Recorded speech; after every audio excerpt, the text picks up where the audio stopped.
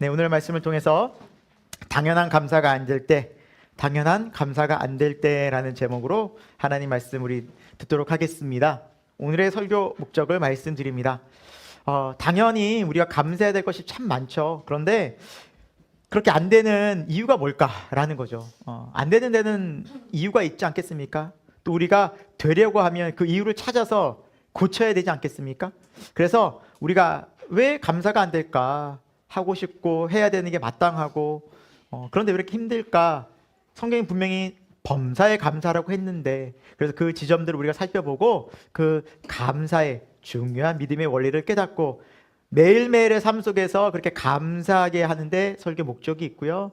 그리고 오늘 말씀을 통해서 살펴보겠지만, 그렇구나, 이 감사가 되려고 하면 하나님께서 하나님께서 나에게 행하신 일들을 늘 묵상하고, 그리고 매사에 그 나와 함께 하시는 하나님, 나에게 은혜를 베풀어 주셨던 하나님을 먼저 생각하고 의식하는 습관을 들여야겠구나라는 것을 발견하게 될 것입니다. 그것이 감사를 만드는 가장 중요한 원동력이 되기 때문입니다.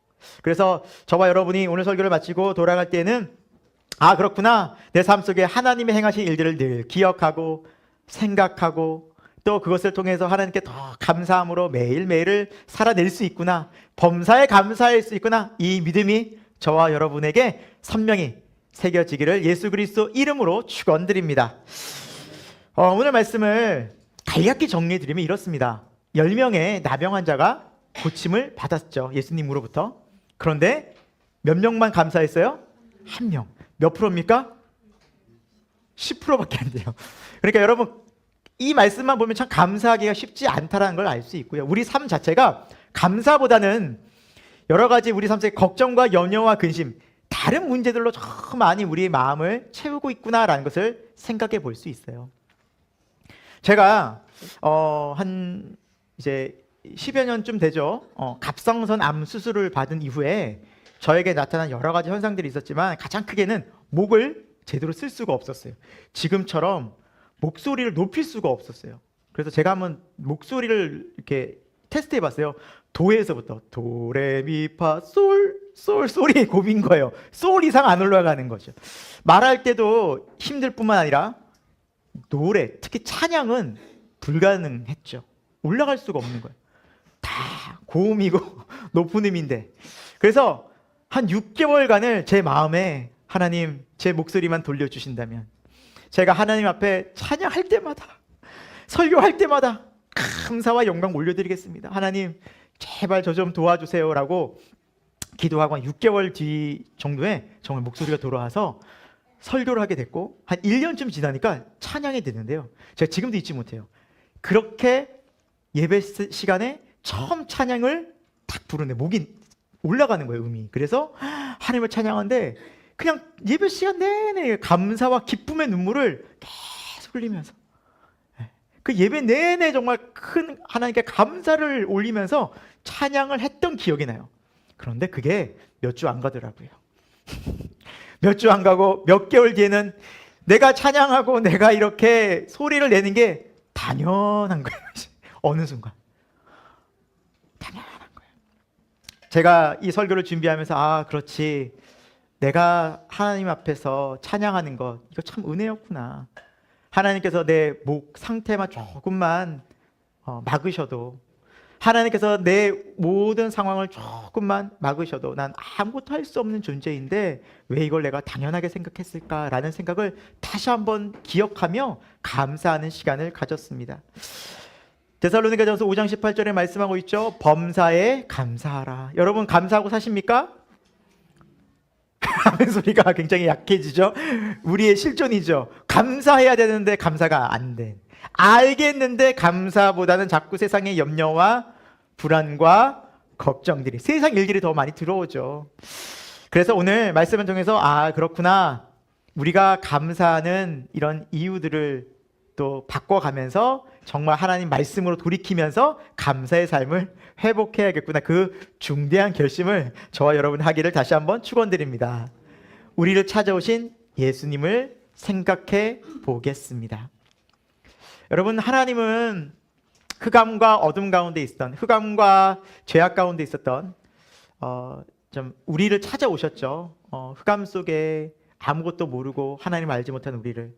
예수님 언제나 여러분 찾아오시는 분이십니다. 오늘 본문에서도 그 예수님의 성품, 그 예수님의 마음을 우리에게 알려주고 있죠. 우리 11, 12절 말씀인데요. 먼저 같이 읽어보겠습니다. 시작. 예수께서 예루살렘에 가실 때 사마리아와 갈릴리 사이로 지나가시다가 한 마을에 들어가시니 나병 환자 10명이 예수를 만나 멀리 서서라고 말씀하고 있어요.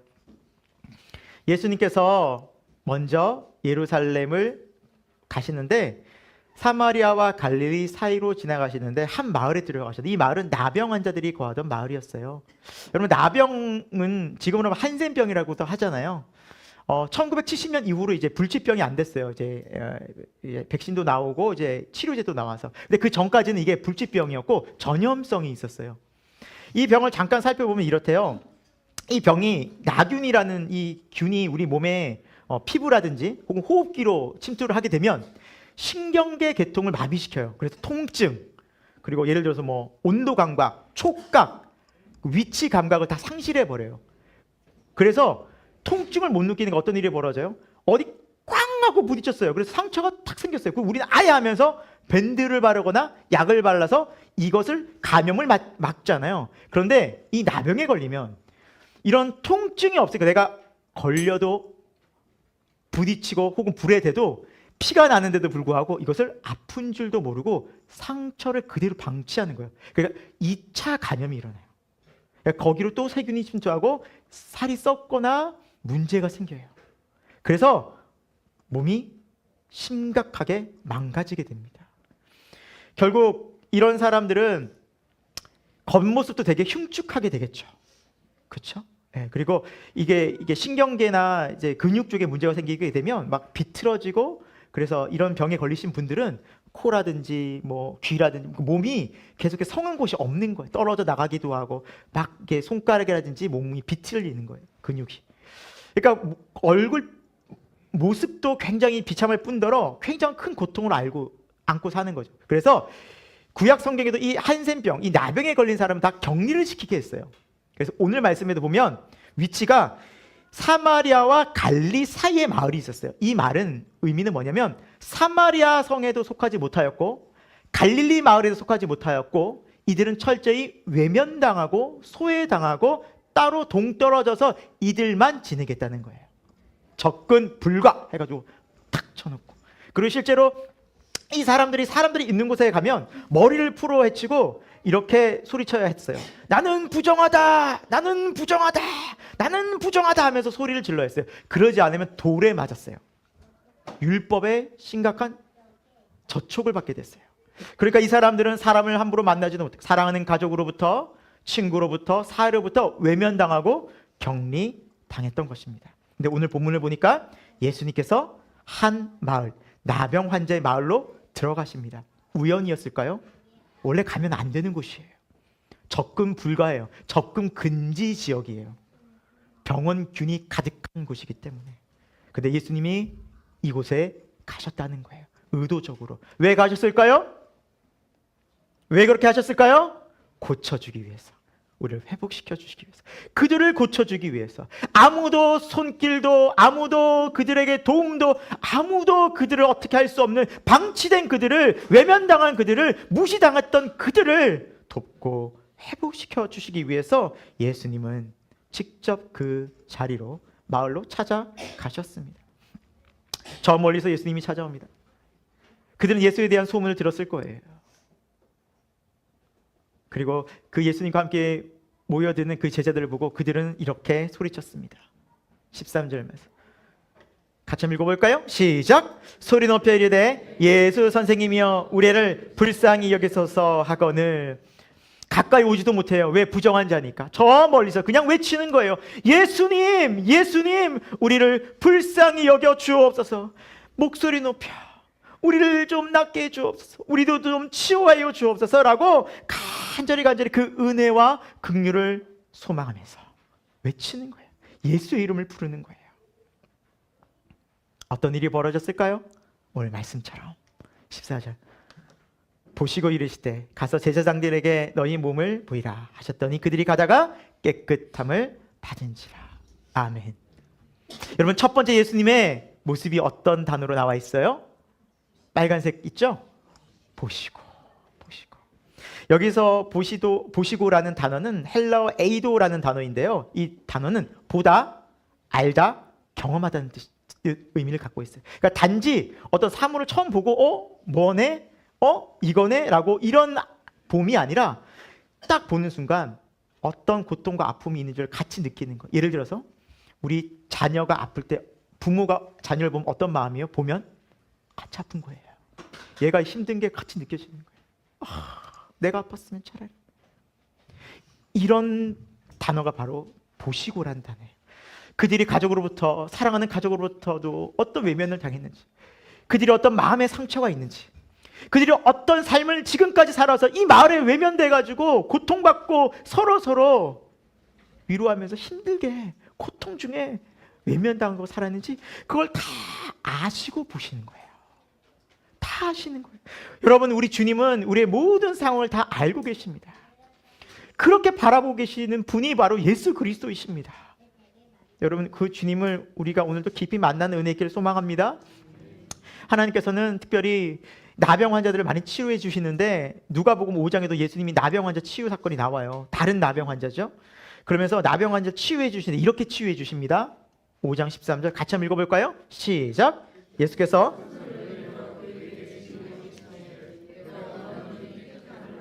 하신데 나병이 곧 떠나니라. 아멘. 예수님께서 치료하는 방법을 보십시오.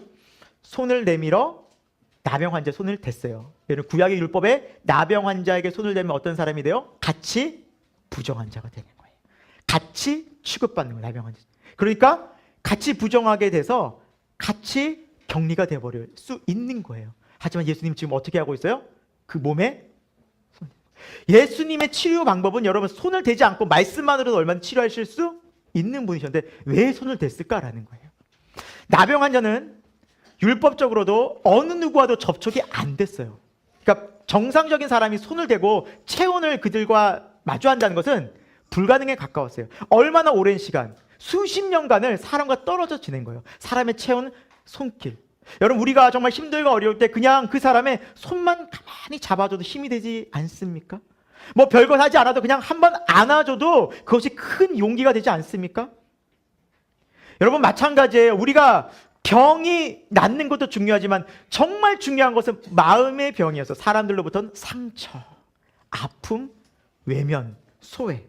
이것은 그냥 나병이 치유된다고 해서 나아지는 것이 아니었던 것이죠. 예수님은 그 마음을 만지신 거예요. 다 아시면서. 예수님의 눈길과 손길 속에는 그들이 그걸 느꼈을 거예요. 주님이 나를 바라보실 때 내가 널 다 알고 있다. 너의 아픔도 너의 고통도. 그래서 내가 너를 도와주러 왔다. 여러분, 이것은 나병이 남는 것뿐만 아니라 우리 마음이 회복되어지는 것입니다. 사랑하는 여러분, 살아계신 하나님은 오늘도 우리를 치유하시는데 육적인 부분뿐만 아니라 우리의 영적인 마음 깊은 곳까지 다 회복시키시고 다 만지시고 다 치유하시는 전능한 하나님이신 것을 믿으시기 바랍니다. 오늘 하나님, 그 하나님이 나의 하나님 되실 때 그 사랑의 손길이 저와 여러분을 만질 때 여러분, 우리가 그렇게 치유받는 거예요. 우리의 모든 고통으로부터 치유받는 거예요. 어떤 외면과 어떤 저주와 어떤 고통이 있다 할지라도 하나님은 우리를 만지신다라는 사실입니다. 여러분, 오늘 말씀을 보니까 본문에는 가서 제사장에게 너희 몸을 보이라 라고 말씀하셨어요. 여러분, 율법에도 보면 레위기에도 이들이 제사장에게 가서 몸을 보일 수 있는 중요한 이유, 갈 수 있는 이유 중에 하나가 뭐냐면 몸이 회복돼서 회복된 걸 보여주러 가는 거예요. 쉽게 얘기하면 병이 나은 다음에 제사장님, 제가 병이 나았으니 저 좀 이제 다시 사회로 돌아가고 집으로 돌아갈 수 있도록 저 깨끗하다 칭해 주세요 라고 확인 좀 부탁드립니다 라고 할 때 가는 거예요. 제사장은 문둥병, 나병 상태에서 가게 되면 어떤 일이 벌어져요? 돌 맞는 거예요. 큰일 나는 거예요. 그런데 여러분, 본문을 자세히 보시면 오늘 말씀에 뭐라 말씀하고 있어요? 제사장들에게 너희 몸을 보이라 하셨더니 그들이 가다가 뭘 입었어요? 네. 그러니까 예수님이 말씀하셨을 때는 아직 나병이 고침받은 상태가 아니었어요. 그럼 여러분 상식적으로 우리가 생각했을 때, 합리적으로 생각했을 때 이런 질문이 가능하죠. 예수님, 지금 우리가 나병인데 이 상태로 제사장한테 가면 우리 돌 맞아요. 아니 우리 고쳐준 다음에 보내셔야지, 이게 뭐 하는 겁니까? 라고 당연히 물을 수 있지 않겠어요? 그런데 묻는 사람이 아무도 없었어요. 왜 그랬어요? 그 말씀을 믿은 거예요. 나을 줄로. 아멘? 여러분, 이게 믿음이에요. 믿음은 순종할 때 일어나요. 주의 말씀에. 이미 이루어진 것이 아니에요. 이미 나타나지도 않았어요. 이미 어떠한 변화도 없어요. 그러나 하나님의 말씀이 내게 주어지면 아멘, 그렇게 될 줄로 믿습니다. 되는 거예요. 히브리서 11장 1절은 믿음의 비밀을 우리에게 이렇게 말씀하고 있어요. 같이 읽습니다. 시작. 믿음은 바라는 것들의 실상이요 보이지 않는 것들의 증거니. 아멘. 믿음은 바라는 것들의 실상이라고 말씀하고 있어요. 이미 눈에 보여지지 않지만 내가 믿게 되면 그것이 실제로 하나님의 말씀 가운데 나타난다는 거예요. 이걸 믿음입니다. 저희 아이들이 고구마를 참 좋아하는데, 또 고구마 중에서도 호박고구마를 그렇게 좋아해요. 그래서 호박고구마가 다 먹어가지고 저희 첫째가 어젯밤에 자꾸 며칠 전부터 호박고구마 해가지고, 아빠 왜 호박고구마를 안 사줘주냐, 호박고구마를.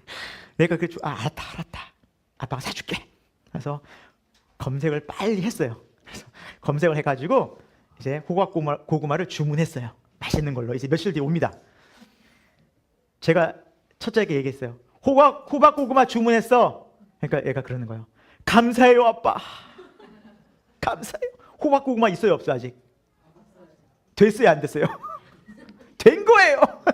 호박고구마는 아직 실상이 아니지만 아빠의 말이 떨어졌어. 야, 감사합니다 하고 평안하게 자기 방으로 돌아갔어요. 그 전까지는 짜증 내다가 마음이 달라졌어요.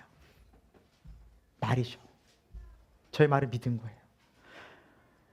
여러분, 우리가 많은 문제들이 있어요. 많은 고통의 질문들이 있어요. 세상에 풀리지 않는 많은 것들이 있어요. 이걸 가지고 주를 찾고 오늘 나병 환자들처럼 예수여 예수여 부를 때 예수님이 응답하신다고요. 근데 그때 말씀하신다고요. 그 말씀이 내게 믿어졌을 때 아멘 하여 돌아갈 수 있기를 바랍니다. 이루어져요. 그런데 중요한 것은 예수 이름을 부르고 예수님으로부터 응답을 받아야 되는 거예요. 내 뜻이 아니라. 그래서 여러분, 사랑하는 여러분, 그것이 기도고 주의 말씀인 것을 기억하며 항상 기도하고 주의 말씀의 자리에서 주님께 귀를 기울이는 지혜로운 성도 되길 축원드립니다. 그래서 주님 말씀하실 때, 예, 주님 감사합니다 라고 저와 여러분이 믿음으로 반응할 수 있다라는 것이죠. 이것이 믿음 생활입니다. 이것이 신앙생활이에요. 그래서 믿는 자들은 오직 주의 말씀으로 사는 거예요. 의인은 오직 믿음으로 말미암아 살리라. 우리 눈에 보이는 걸 따라가는 자들이 아닙니다. 뭘 따라가요? 주의 말씀을 따라갑니다. 오늘 사랑하는 여러분에게 생명의 말씀, 진리의 말씀, 구원의 말씀, 응답의 말씀 들려지기를 예수 그리스도의 이름으로 축원드립니다. 오늘 나병에 대해서 살펴보고 있는데요. 여러분, 이것은 비단 육체적인 병뿐만이 아니라 우리 모든 인간은 영적 나병에 걸렸다라는 상징적인 의미가 있다는 거예요. 여러분, 나병에 걸리면 아무런 감각이 없어요. 아파도 아픈 줄도 모르고, 나만 상처가 되는 것이나 다른 사람도 전염시키고 그렇게 살아가는 거예요. 마찬가지로 여러분, 하나님을 떠난 우리 인간은 죄 가운데 거하면서 어둠 가운데 거하면서, 여러분, 나만 상처받고 나만 힘들어하나요? 아니에요. 다른 사람들에게 고통을 주고, 고통을 주는지도 모르고 고통을 주고 있어요. 다른 사람들을 위로한답시고 찾아가서 혹은 말하면서 더 큰 고통과 위로를, 고통과 슬픔을 안길 때가 있지 않습니까? 우리는 그렇게 살아가고 있어요. 왜 그래요? 영적 나병이 걸린 거예요. 우리는 몰라요. 뭐가 문제인지를 몰라요, 지금. 그래서 그 영적 나병을, 죄에서 우리를 치유하시고 구원하시고 건져주시러 누가 오셨습니까? 예수님이 오신 거예요. 아멘. 그래서 에베소서 2장 1절에는 예수님께서는 허물과 죄로 죽었던 우리를 살리셨다라고 고백하고 있어요. 저와 함께 고백해 볼까요? 예수님께서는 허물과 죄로 죽었던 우리를 살리셨다. 에베소서 2장 1절 꼭 기억하시기 바랍니다. 여러분, 우리가 죽었었어요. 여러분, 그걸 아셔야 돼요. 우리는 하나님에 대해서 반응할 수도 없었고요, 영적인 것을, 하늘에 대해서 알 수도 없는 존재였어요. 죄가 뭔지도 몰라요, 사실은. 하나님이 죄다라고 말씀해 주시니 죄를 아는 것 뿐이에요. 문제가 있는데 왜 문제인지 몰라요. 뭔가 이상한데 그 어디로부터 어떻게 잘못되어졌는지도 몰라요. 어디로 가야 할지. 숱하게 많은 고통과 슬픔과 흑암과 결국 죽음으로 가던 인생 속에 예수님 찾아오셨어요. 예수님 우리를 만나러 오셨어요. 이 땅 가운데 인간의 몸을 입고 오셔서 말씀하여 주셨어요. 예수님께서 그렇게 오셨는데 우리는 가만히 있겠습니까? 오늘 나병 환자처럼 예수의 이름을 불러야 되지 않겠습니까? 우리 삶의 자리에서 그 고통의 문제에서 그 죄의 문제에서 예수의 이름을 불러야 되지 않겠습니까? 맞습니다. 그 예수의 이름을 부르는 자들은 구원을 얻습니다. 치료를 반드시 받습니다. 예수님께서 그것 때문에 오셨습니다. 주 예수여 우리를 긍휼히 여겨주소서. 큰 소리로 외쳤던 나병 환자들처럼 예수여 우리에게 은혜를 베푸소서. 예수여 나의 삶 속에 은혜를 베푸소서. 예수여 우리 가정에 구원의 은혜를 베푸소서. 예수여 나를 고쳐주옵소서라고 외칠 수 있는 저와 여러분 되기를 축원드립니다. 우리가 살아가면서 감사가 안 되는 것 중에 하나가 뭐냐면 주님을 먼저 의식하지 않는다는 것이죠. 하나님께서 베풀어 주신 놀라운 은혜가 크고 많음에도 불구하고 때로는 그것을 잊어버리고 잠깐 동안 생각하다가 우리 더 세상으로 갈 때가 많다라는 것이죠. 오늘 말씀을 같이 한번 보면서 다시 한번 생각해 보려고 합니다. 우리 15절 16절인데요. 같이 한번 읽어봅니다. 시작. 그 중에 한 사람이 자기가 나은 것을 보고 큰 소리로 하나님께 영광을 돌리며 돌아와 예수의 발 앞에 엎드려 감사하니 아멘. 여러분 오늘 말씀에서 쭉 살펴보면 그들이 병이 나은 시점은 가다가 병이 나은 거예요. 그러니까 문둥병, 그러니까 나병 환자처럼 이렇게 가다가 중간에 그 말씀을 의지하고 가다가 어느 순간 딱 회복이 되어져 버린 거예요. 그 순간 느끼겠죠? 왜? 자기 몸이 정상으로 돌아온 걸 느끼잖아요. 우리도 감기 걸렸을 때랑 정상으로 돌아오면 딱 내 몸이 알잖아요. 컨디션 좋아졌구나. 그들은 온몸이 성한 데가 없는데 그것이 모두 다 깨끗하게 되어졌으니 왜 모르겠습니까? 그러니까 확실히 아는 거예요. 내가 고침 받았구나. 자, 그러면은 이 상황에서 고침 받았으니까 제사장에게로 예수님 말씀처럼 당연히 가서 거기에서 확증을 받고 가족에게로 얼마나 더 돌아가고 싶었겠어요. 이게 더 극대화되지 않겠어요? 몸이 낫자마자 그래 나 이제 드디어 집으로 갈 수 있어. 나 드디어 원하던 거 할 수 있어. 나 드디어 사랑하는 우리 엄마 아빠 볼 수 있어. 우리 자식들 볼 수 있어. 그들 다시 안을 수. 여러분 이게 얼마나 눈물겹도록 감격스럽고 얼마나 소망감이 될까요? 그래서 이것들을 향해서 막 더 달려가지 않았을까요? 그런데 오늘 말씀 보니까 그 중에 한 사람이 큰 소리로 하나님께 영광을 돌리고 주님을 생각하고 조금 전에 나에게 말씀하셨던 그 예수 그리스도를 딱 기억해내는 한 명이 있었어요. 여러분 이것이 쉬웠을까요? 결코 쉽지 않은 거예요. 그가 돌이키는 것은 절대 쉽지 않았어요. 더 세상으로 가고 싶고 더 원하는 걸 이루고 싶었지 그곳에서 주님을 기억한다는 것, 주님의 은혜입니다라는 걸 기억한다는 것은 도저히 우리 힘으로는 상식적으로는 불가능에 가까웠을 것입니다. 그럼에도 불구하고 그는 예수님을 기억했어요. 감사해야지. 하나님이 하셨지. 하나님께서 이루셨지. 그러면서 주님 앞으로 달려 나옵니다. 그리고 그 발 앞에 엎드려 뭐 했습니까? 감사했습니다. 저와 여러분이 이런 은혜가 있길 축원드립니다. 이 한 사람이 됐으면 좋겠습니다. 여러분 정말 중요한 순간에 내 진짜 마음이 나오잖아요. 정말 중요한 순간에 정말 위기 상황에서는 내가 원하는 바가 나온다고요. 내 실제 모습이 나와요. 여러분 우리가 그렇게 주님을 사랑한다고 하면서도 우리가 정말 어렵고 힘들 때 또 내가 내 원대로 내 소원대로 이루어졌을 때 그때 주님이 생각나십니까? 안 날 때가 참 많잖아요. 내가 원하는 것도 하기 바쁘고 다 그것을 향해서 더 가기 바쁘지 거기서 브레이크를 딱 걸고 주님이 하셨습니다. 야 주님이 어떻게 이런 애를 베푸셨지? 이것은 우리가 평소에 내 마음이 주님으로 채워져 있지 않으면 할 수 없다라는 거예요. 그래서 우리에게 더 중요한 것은 그래 감사해야지 당연히 감사해야지 근데 감사가 안 되잖아요. 그 이유가 평소에 우리가 매사에 주님을 먼저 생각하는 습관이 필요하다는 거예요. 그 습관 속에 중요한 순간에도 주님이 기억나는 거예요. 여러분, 우리가 정말 중요하고 위급한 순간에 왜 기도가 안 될까요? 왜 당황스럽고 왜 자꾸 사람을 찾으려고 할까요? 평소에 주님을 찾는 습관이 안 되셔서 그렇습니다. 다니엘처럼 하루 3번 무릎을 꿇게 되면 어떤 위기 상황, 비록 사자굴에 들어가는 위기 상황에서도 기도하는 사람이 됩니다. 하나님의 구원을 경험합니다. 하나님께서는 우리 믿는 백성을 이 세상 속에서 그런 믿음의 사람으로 자라나길 원하시고 계십니다. 우리가 어떤 상황 가운데 있든지 어떤 형편 가운데 있든지 먼저 하나님의 하나님 되심을 인정하기를 주님은 바라고 계십니다. 여러분, 그래서 우리가 이렇게 하나님의 약속의 말씀처럼 살아갈 수 있기를 우리 소망했으면 좋겠어요. 같이 읽겠습니다. 시작. 범사에 너희를 향하신 하나님의 뜻이니라. 아멘. 우리가 이 말씀을 볼 때 뭐 앞부분에도 많이 있지만 항상 기뻐하라, 쉬지 말고 기도하라, 범사에 감사하라, 이것만 딱 이렇게 써놓고 이것만 외우려는 분들이 많은데, 근데 그렇게 거의 안 되거든요. 안 사라지거든요. 이유가 있어요. 제일 중요한 게 저거 뒷부분이에요. 그리스도 예수 안에서예요. 내가 그리스도 예수 안에서 연합되어 있지 않으면 이 삶이 나올 수가 없는데, 이 삶이 먼저 되지 않으면, 늘 주님을 의식하고 주님을 생각하는 그 영적인 경건에 이르는 훈련이 되어 있지 않으면 우리는 절대 감사가 안 나와요. 기도가 안 된다니까요. 기뻐하지 못해요. 언제 감사하고 기뻐하고 기도할 수 있어요? 하나님 지금 나와 함께 하시는구나 라는 것이 실제 되어졌을 때 기쁨과 감사가 나오는 것입니다.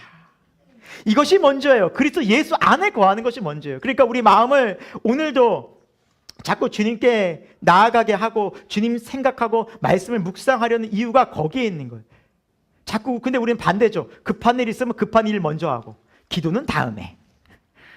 그래, 말씀 봐야지. 그런데 지금은 먼저 세상 돌아가는 거, 세상도 돌아가는 거 알아야지 하면서 세상 소식에 먼저, 주님 말씀은 다음으로. 그러니까 이게 안 되는 거예요. 감사가 안 나와요. 순서가 바뀌었기 때문이죠. 하나님이 먼저 되어지고 하나님이 중심 되어질 때 우리는 넉넉히 주 안에서 범사의 감사가 됩니다. 이제 저와 여러분이 삶의 패턴을 믿음 안에서 바꿀 수 있기를 축원드립니다.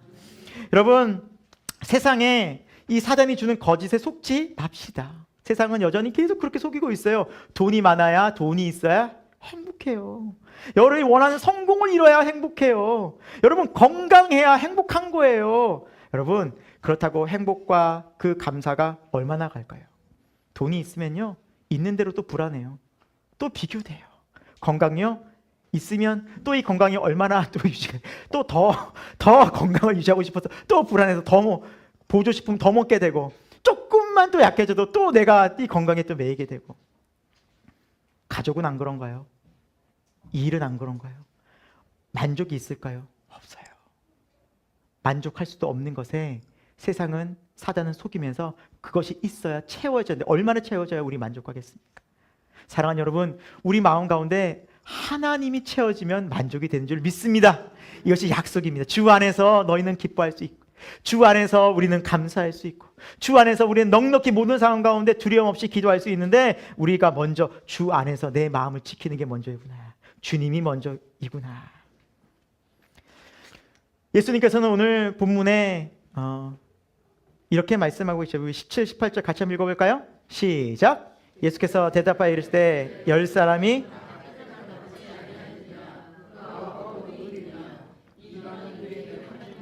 이걸 돌리러 온 자가 없느냐 하시고. 아멘. 여러분, 예수님께서는 이 10명의 나병 환자를 기다리고 계셨어요. 돌아올 것을 찾고 계셨어요. 그러니까 이렇게 물으신 거죠. 10명이 다 나왔는데 왜 너밖에 없느냐라는 거예요. 여러분, 하나님께서 우리에게 너무나 많은 은혜를 베풀어 주셨는데 감사할 것을 기다리고 계시지만, 우리가 감사하지 못할 때 물으실지도 몰라요. 왜 감사하지 않느냐? 너는 왜 마땅히 감사하지 않느냐? 넌 내가 너에게 그렇게 많은 것을 주었음에도 넌 왜 내게 감사하지 않느냐? 사랑하는 여러분, 우리가 이 예수님께서 우리에게 감사와 영광 돌리기를 기다리고 계시는 것을 여러분 잊지 마셨으면 좋겠어요. 그래서 여러분, 성경에는 감사가 어떤 형이에요? 명령형이에요. 감사하면 좋을걸? 이게 아니에요. 감사하면 괜찮아질 걸? 아니에요. 감사하라는 거예요. 감사해야 돼요. 그러니까 감사는 여러분 의무예요, 사실은. 감사해야 돼요. 아유, 뭐 어디에 감사해요? 그러니까 우리가 생각해 봐야 돼요. 하나님께서 베푸신 은혜를 먼저 생각해 봐야 돼요. 기억해 봐야 돼요. 오늘 이 사람들처럼 하나님께서 베푸신 은혜가 충분했음에도 불구하고 먼저 가족에게 돌아가야지. 먼저 내가 제사장에 보여서 내가 하고 싶은 일 해야지. 먼저 막 세상으로 달려가는 마음에는 감사가 들어설 곳이 없어요. 하지만 이 한 사람은 하나님께 영광을 돌리며 갔는데 더 놀라운 것은 하나님 앞에 영광을 돌리며 감사하고 주님께 나왔던 겸손히 엎드렸던 이 사람에게 어떤 은혜가 이루어졌을까요? 구원이 임했습니다. 우리 마지막 절 19절 같이 읽어봅니다. 시작. 그에게 이르시되 일어나 가라 내 믿음이 너를 구원하느니라 하시더라. 아멘. 여러분, 이 구원의 은혜를 받았어요. 예수님만이 주실 수 있는 이 영혼의 구원을 받았어요. 이 구원의 은혜는 어떤 축복입니까? 주 예수 그리스도가 우리 안에서 함께 연합하여 함께 사는 삶이에요. 어디를 가나 나병에 걸리든지 안 걸리든지, 돈이 있든지 없든지, 부하든지 가난하든지, 높든지 낮든지, 어떤 상황 가운데 있든지, 내가 기력이 쇠하든지 내가 건강하든지 상관없이 예수 그리스도가 함께하는, 하나님이 함께하는 임마누엘의 삶을 살게 되는 놀라운 구원을 경험하게 됩니다. 이것이 가장 큰 복이에요, 여러분. 예수 그리스도를 통해서 주시는 구원의 복. 여러분 생각해 보십시오. 나병 환자 나머지 9명이 치료는 받았어요. 기쁨으로 가족들한테 갔을 거예요. 하지만 그들에게 또 다른 문제가 없었을까요? 가보니 이랬을 수도 해요. 차라리 나병이 났어. 집에 와보니 진짜 엉망진창이고 이렇게 힘들어하면서 그 가족들과 싸우고 부딪히고 또 막 못 살고 하면서 거기서 차라리 나병 걸리는 게 나을 뻔했네. 그게 더 편할 뻔했네. 차라리 거기가 날 뻔했네 라면서 어디든 어느 곳에서든 평안을 누리지 못한다는 것을 알았을 거예요. 왜 그래요? 여러분, 이 세상에는 우리가 안식할 곳이 없어요. 저와 여러분이 살면 살수록 그걸 느끼지 않습니까? 여러분, 우리 인생은 10년, 20년, 앞으로 여러분 30년, 40년을 더 산다고 한들 이 세상에 어디 평안한 곳이 있을까요? 여러분, 무엇을 가져본들 우리가 행복할까요? 누려본들 어떤 자리에 위치에 오른들 그것이 나에게 참 감사와 만족이 될까요? 아니에요. 그렇지 않아요. 우리 속지 말아야 돼요. 우리에게 필요한 것은 예수 그리스도를 통해서 주시는 구원의 은혜입니다.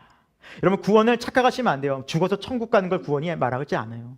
성경은 영원한 생명을 구원이라고 말하는데 영생은 그리스도 예수와 함께하는 삶이에요. 그리고 하나님을 더 알아가는 삶을 통해서 그 살아계신 하나님과 교제하는 기쁨이 구원이에요.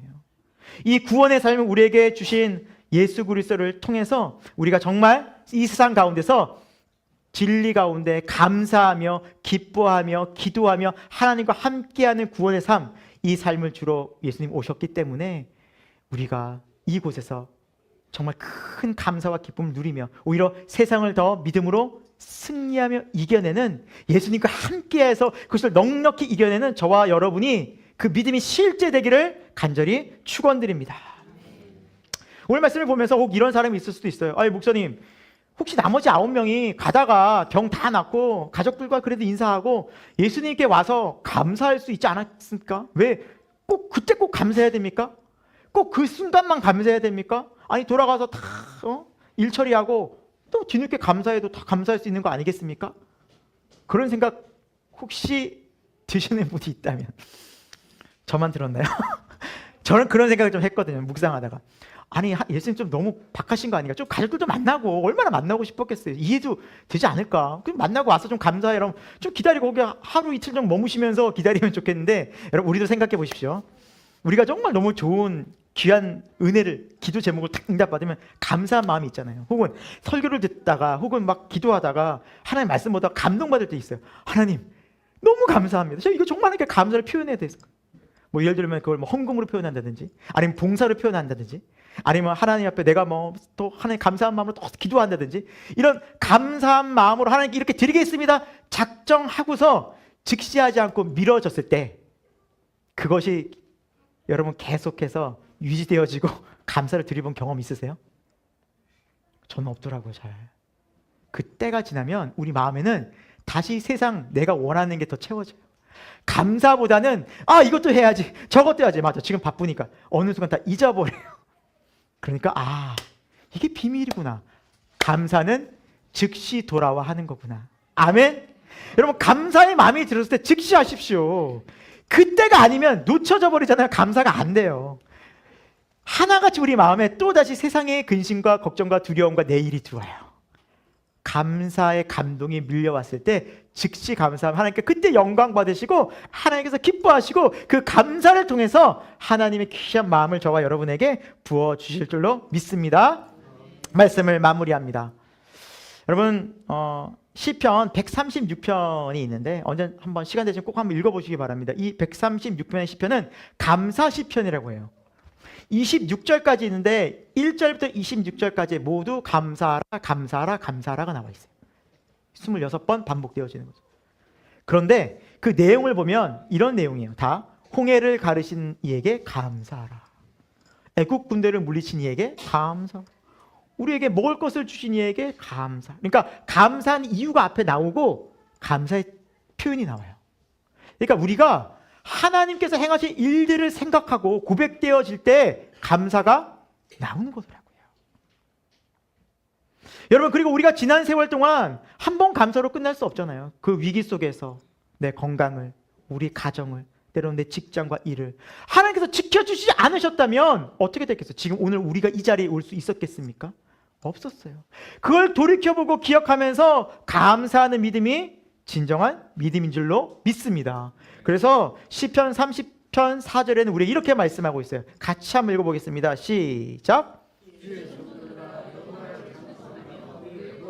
기억하며 감사하라. 아멘. 어떻게 감사하라고요? 그렇죠. 이게 기억하는 게 중요해요. 기억하는 거, 생각하는 거, 내 마음이 움직여지는 거, 기억하는 거. 그렇지. 하나님이 나를 이렇게 도우셨지. 그 위기 속에서 나를 이렇게 건지셨지. 하나님 아니었으면 나 지금 이 자리에 없었지. 하나님 나를 이렇게 도우셨지. 하나님 감사합니다. 여러분 여기서부터 우리의 감사가 솟아나와요.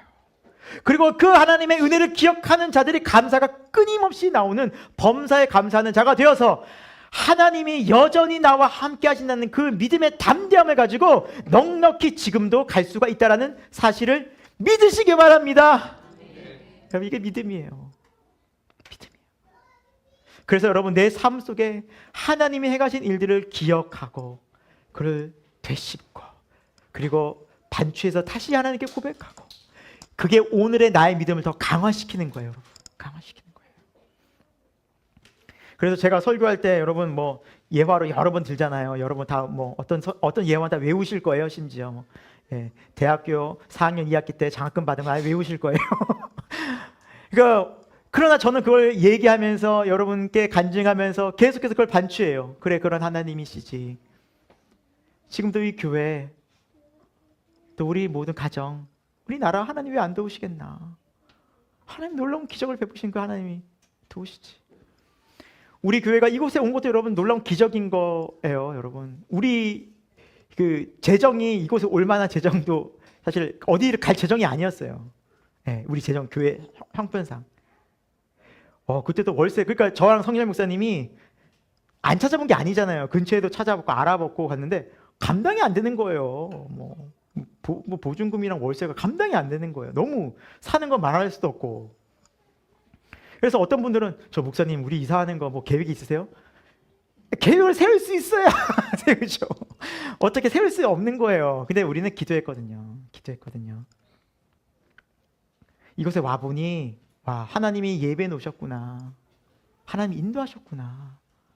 우리가 처음 삼성 테크노밸리에 있을 때도 여러분 하나님이 인도하셨잖아요. 여러분 처음 시작하신 분들 그거 믿으시죠? 얼마나 기뻤어요. 거기 있었던 거. 너무 기적이었잖아요. 우리 갈 곳 없었잖아요.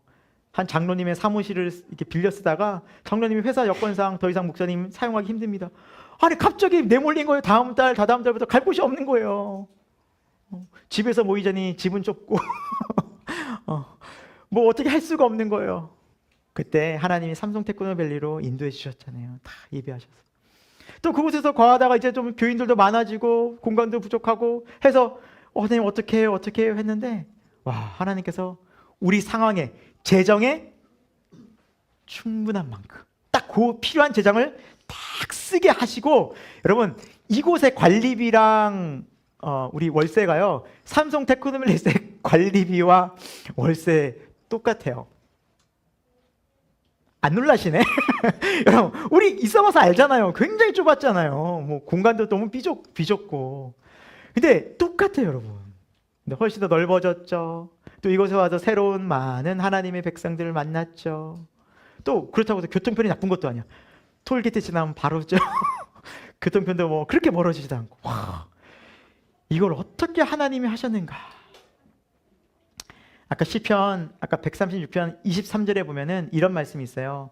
우리를 비천한 가운데서도 기억하여 주신 여호와께 감사하라.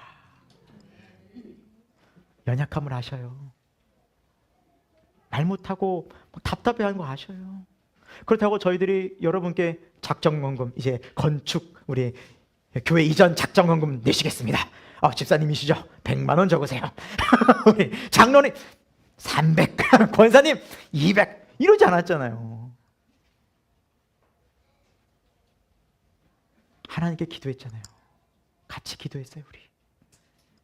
우리의 비천함을, 연약함을 돌보시는 하나님. 여러분, 우리가 무엇이 많이 채워질 때 우리의 힘으로 세상을 살 수 있다고 생각할 때 감사가 안 나와요. 그런데 주님, 우리는 할 수 없어요. 우리 연약한 거 아시잖아요. 우리를 도우소서. 그때 하나님의 도우심을 받은 그 성도들은 뭐예요? 감사하더라고요. 하나님, 우리가 이렇게 감사하는 성도가 되길 원하셔요. 그럴 때로는 하나님 이만큼 좀 물질 좀 채워주시고, 하나님 이만큼 좀 건강 좀 주시고, 이만큼 좀 잘 되게 해주시면 좀 좋습니까? 라고 우리 생각할 수 있는데, 그러면 감사가 될까요? 안 될까요? 될 수 있을 것 같은 표정이신데 여러분, 그렇게 자신만만해 하세요? 안 돼요. 우리요, 내 힘, 나를 드러내기 시작하죠. 그거 의지하기 시작해요. 하나님 그거 너무 잘하셔요. 그럼 우리가 죽는 거예요. 십자가에서 주님이 하셨습니다. 비천한 우리를 돌보셨습니다. 그래서 하나님 때로는 광야를 모시는 거예요. 왜? 그렇게 매일매일 하나님 의지하라고. 세상 사람은 하나님 의지하지 않는데 저렇게 잘 사는데 예 그렇게 잘 먹고 잘 살겠지요. 그러다 끝나요. 여러분, 그게 저주인 거예요. 생의 목숨만 부지하다 끝나는 거예요. 죽음 이후에 영원한 심판을 받는데 그것도 모르고 그냥 땅에서, 오늘 찬양처럼 그 땅의 것만 추구하다가 나그네로 왔는데 그냥 땅에 주저앉고 마는 그런 인생이 되어야겠습니까? 그래서 주님은 때로는 자꾸 세상의 마음 빼앗겼을 때, 자꾸 그걸 의지하려고 할 때, 하나님 이거 있어야 살지 않아요? 라고 말했을 때 하나님 말씀하시는 거예요. 아니야, 그거 없어서 너 살 수 있어. 넌 내가 있어야 사는 거야. 너 왜 이걸 모르니? 안 주시는 거예요. 때로는 막으시는 거예요. 뭐가 먼저라는 거예요? 하나님이 먼저입니다. 따라서 해볼까요? 하나님이 먼저입니다. 여러분, 이 신앙이 저와 여러분들 있을 때 때로는 정말 하나님께서 주시는 은혜 속에서 세상으로 나가려고 할 때도 돌이켜서 감사하는 신앙이 되는 거예요. 하나님께서 기적 앞에서, 하나님께서 놀라신 은혜 앞에서 나를 드러낸 것이 아니라 주님이 하셨습니다라고 우리가 고백할 수 있는 거예요. 하나님은 이 믿음을 우리에게 요구하신 줄 믿습니다. 기억하십시오. 하나님의 은혜를 기억하십시오. 잊지 마십시오. 그리고 감사와 영광으로, 찬송으로 하나님께 영광 돌리십시오. 하나님은 그런 사람을 오늘 찾고 계신 줄 믿습니다. 기도하겠습니다. 하나님, 우리의 삶을 돌이켜봅니다. 하나님께서 우리에게 은혜와 자비를 베풀지 않으셨다면 오늘 우리는 이 자리에 있을 수 없었고 지금의 삶을 영위할 수 없었음을 고백합니다. 그 모든 위기의 순간에, 그 모든 죄 가운데서 세상을 향하려는 우리의 모든 의지들을 하나님 꺾으시고 때로는 징계와 말씀으로 우리에게 다가오셔서 사랑과 위로를 베푸시면서 우리를 진리로, 생명으로 이끌어 가시는 하나님의 놀라운 은혜와 사랑에 감사와 영광 올려드립니다. 오늘 우리가 그것을 기억하고 내 삶 속에 행하신 주의 사랑과 은혜를 감사하는 주님의 복된 백성 될 수 있도록 역사하여 주옵소서. 살아계신 예수 그리스도의 이름으로 기도합니다. 아멘. 하나님 아버지, 오늘 우리에게 귀한 감사의 예배로 하나님께 영광 올려드리게 하시니 참 감사드립니다. 하나님, 우리 삶 속에서 하나님께서 행하지 않으신 일 하나도 없습니다. 다 주님께서 행하셨고 주님의 은혜였습니다. 하나님, 우리가 오늘 말씀처럼 정말 다시 한번 주님의 은혜를 마음속에 기억하고 품고 감사하는 신앙을 회복하게 하여 주옵소서. 우리가 주 안에서 함께한데 무엇이 두렵습니까? 주님이 우리와 함께 하신데 무엇을 염려하고 걱정하고 있습니까? 주여, 주님보다 먼저 있을 수 있는 것은 없습니다. 주님이 가장 먼저가 되시고 주님이 가장 중심되어 주셔서 주님과 함께 길을 걷고 주님과 함께 생활하며 주님과 함께 모든 삶을 살아갈 수 있는 우리 새생명교회 교우들 될 수 있도록 인도하여 주옵소서. 주님께 감사하며 우리 귀한 마음의 뜻 정성 담아 헌금 드립니다. 주여, 기쁘게 받아주시고 우리 삶을 통하여서 하나님 이 필요한 것들 우리 주님께서 채워줄 줄 믿사오니 우리 물질에 마음 빼앗기지 말게 하시고 오히려 이 물질로 하나님께 영광 돌리는 삶 되게 하여 주옵소서. 하나님, 우리 잘 아는 아이들이 있습니다. 아이들이 어릴 때부터 하나님께 감사하는 신앙, 하나님을 더욱더 생각하는 믿음의 어린이로 잘 자라날 수 있도록 성령님 그들에게 지혜와 명철과 은혜로 함께하여 주옵소서. 지금은 우리 주 예수 그리스도의 십자가의 은혜와 하나님 아버지 그 영원하신 사랑하심과 성령 하나님의 감화 감동 역사하심이 우리의 삶을 통하여서 다시 한번 감사하고 주의 은혜를 기억하며 하나님께 영광 돌리고 주님을 더욱더 가까이 하기를 소망하고 기도하고 다짐한 우리 새생명교회 모든 교우들, 이 자리에 있는 모든 성도들의 삶 속에, 가정 속에, 일터 가운데, 이 나라 이 민족 가운데 지금부터 영원토록 함께 하시기를 간절히 축원하옵나이다. 아멘.